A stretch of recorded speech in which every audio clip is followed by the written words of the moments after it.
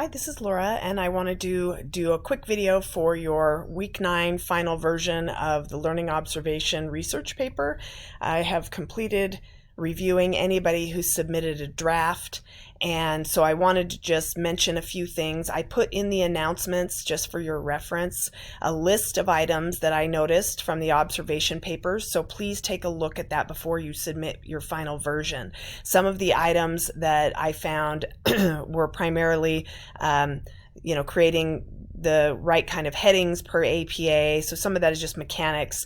The other is making sure to link your theory and theorists heavily in your paper to your observations. And many of you have just done a descriptive paper, which is great because you are observing, but I also want you to make the connections between what you observe to the theories and theorists and the adult learning principles you have found this term. So please make sure you check out all of this and make sure you include a lot of citation to check against the rubric. And then here are some examples of the most common types of APA items that you should check for in your paper.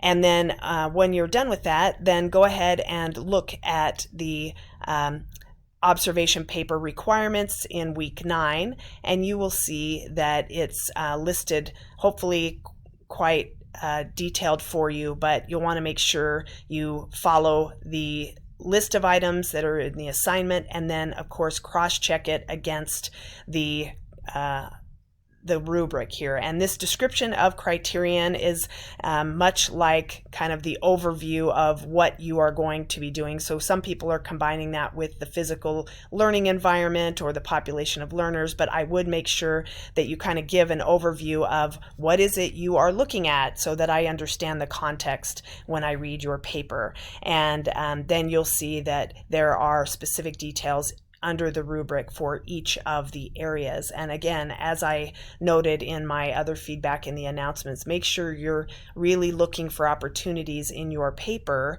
to link what you observe to what you are learning. So I want you to really be the practitioner and scholar that you are becoming for this paper. If you have any questions at all, let me know, and I'm happy to help you along, and thank you for your good work.